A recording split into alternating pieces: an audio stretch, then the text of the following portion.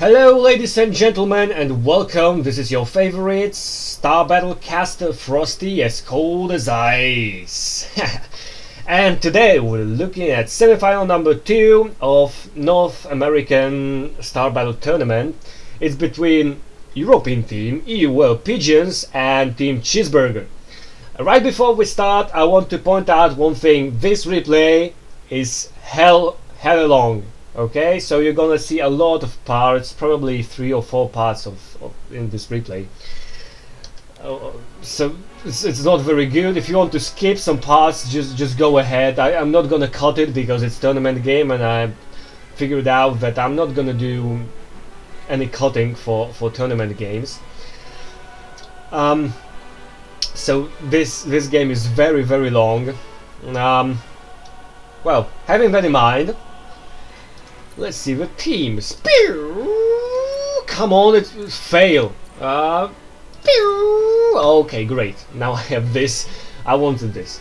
So EU World Peagons, full silver. Susie, which is Kovacs. Lil Levy, I believe it's Lelovic. Avogadro, Floris, and Grand Admiral. And playing for team Cheezburgrz, Hex, Winter Jade, PDSC, Animaru, Alpha Male, and Cheezburgrz. Let's see the ship compositions, shall we? For red team, which is team Cheezburgrz, carrier, double carrier, both opening with 9 range, I believe. Yes, so very standard. A Leviathan, double Leviathan. So constant mutation probably in effect already. Yeah, this Leviathan does have constant mutation because it doesn't have enough upgrades. I hope so. I hope I'm not wrong. Probably this one having constant mutation as well. A Guardian, opening very standard, and a Raven, opening with PDDs, which is not standard. A standard opening is EMP. Meanwhile, team EU were Peagons, flying in the destroyer, opening with 4 laser. Floris opening with 4 laser. A Guardian, standard opening, double carrier, 1 opening with missiles, 1 opening with laser upgrade, but both going for 9 range, so everything looks kinda standard here. Full silver opening, a Battlecruiser opening with 1 laser, 2 speed, 2 range, and Grand Admiral being in a bit of trouble right here, opening very standard with EMP Shockwave. A closer look on both teams. Team Cheezburgrz 4-0 in the group stage, first place, waiting for the opponents in the semifinals. Finally getting the chance to play on day 2, losing only 1 ship, so having plus 23 score, losing only 1 ship in 4 games. Meanwhile, EU World Peagons number 2 in Group Alpha lost 1 game to Team Legacy, who already won the semi-final. In quarterfinals, they went 6-0 against Clan Just for Lulz with 3 kills made under 10 minutes with a nice Vortex catch. So let's see what will emerge from this game. Both teams are really nicely prepared for this, as you can see by taking scores into consideration, taking win-loss ratio. So we'll see what will happen here. Now red team backing off a bit. They got their farm, they pushed blue team kinda hard in the beginning. Oh god, none of them does have this bloody table. I need this bloody table to see who's playing and the farming score. And well, no, it's actually kinda equal here. I can't see any significant difference between those 2 teams' farm. But well, that was a quick bag by someone.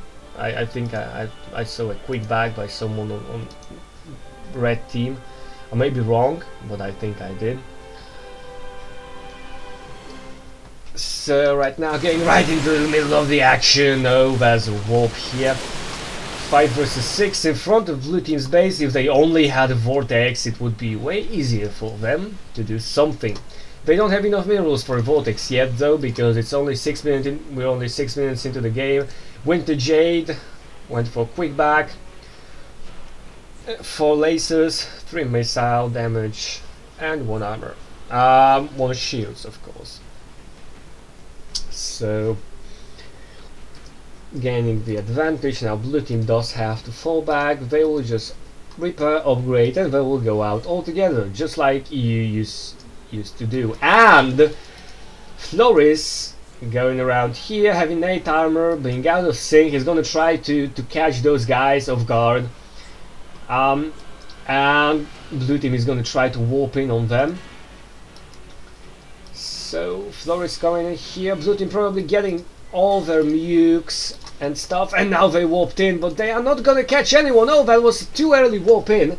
They could catch the Raven. If the destroyer would just cut, they would catch the Raven. Now they are a bit too late.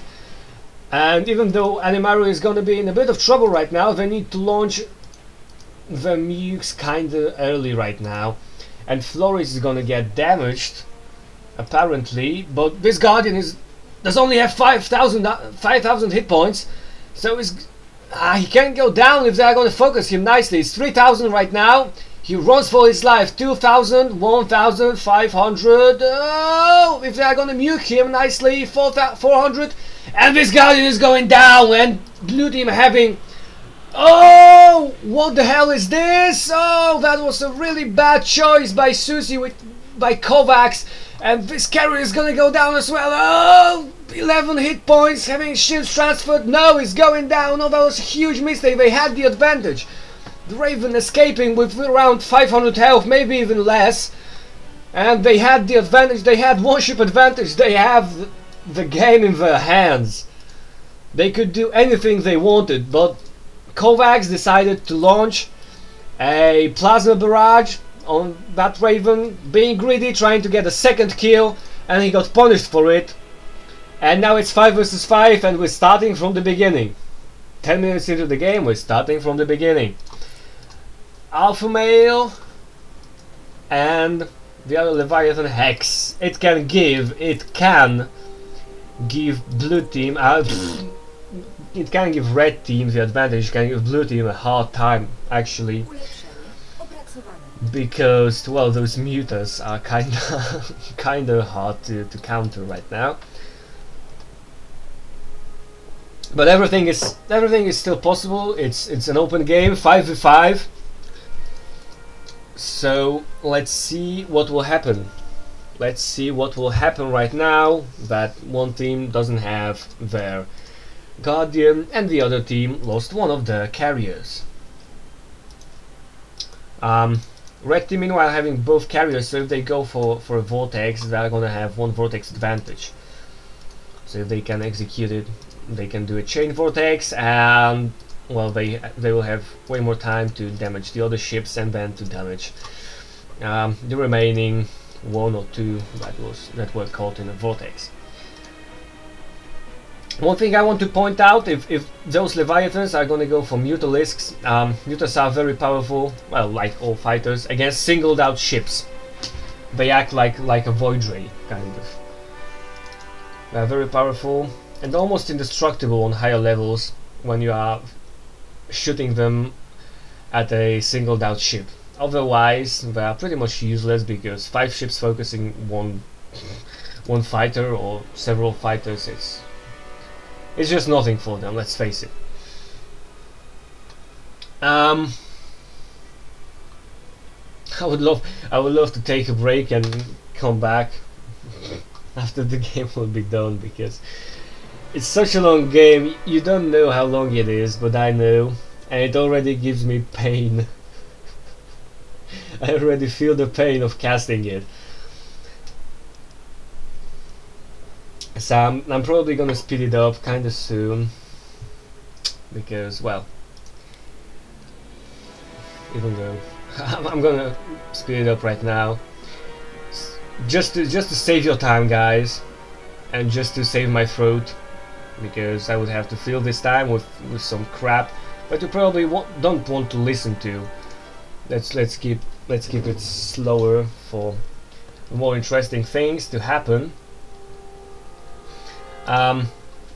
So red team keeping blue team on their half of the map, which means that red team is probably getting more farm. Yes, they are getting more farm. They have the farm advantage.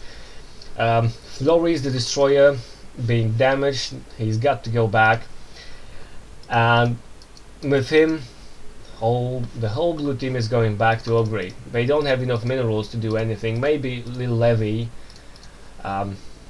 It's Lelovic. Yeah, he's got a vortex. But blue team is getting contained 5v5. It's very unusual to see a team getting contained when both teams have equal numbers. So now, red team. Oh, that was a carrier. This carrier just quick bye by Winter Jade as well. Blue team can't really push through the middle. They can't go further than the middle and run down. Oh, what?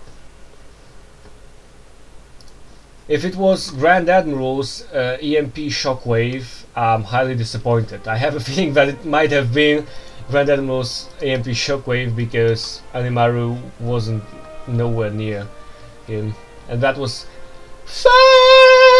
How the hell can you EMP your own ship? Not your ally ship, which is the other way around, but your own ship, your own bloody ship. So I'm surprised that none of those Leviathans go for Mutalisks, and none of those carriers going for Scepters. Interceptors, because they are very good against Broodlords.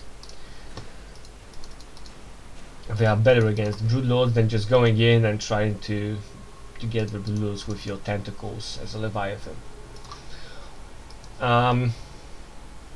So let's see what will emerge from this. We're 20 minutes into the game, 2 kills, one for each team.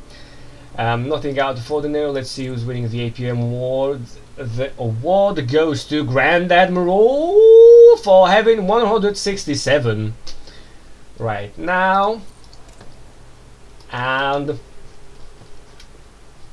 I don't know about the mines. Floris, yeah, Floris probably going for the mines. Blue team is going to try to hold position in the middle and push with the mines. Meanwhile, both of those Leviathans going for acid spray, and acid spray is very effective against mines as well. It's just as effective as missile pods, and those are, well, basically main anti-mine spells, because you can't use scanner all the time because, well, you have 1 minute cooldown on it, so you can't really use a scanner. Therefore, you need to see the mines, you need to somehow spot them and use your missile pods and acid spray to get rid of them. Avogadro not going very heavy on Broodlings, but he's got some health upgrades, he's got anabolic synthesis, and he's got Broodlords, so everything standard here. Lelovic, feedback, vortex, everything standard. Not having enough energy though, only 250. I don't know, he probably didn't have enough money to do it, because he needs 4 lasers. He could have sacrificed range or something to get vortex, but if it's a defensive vortex, that's fine. It's probably gonna execute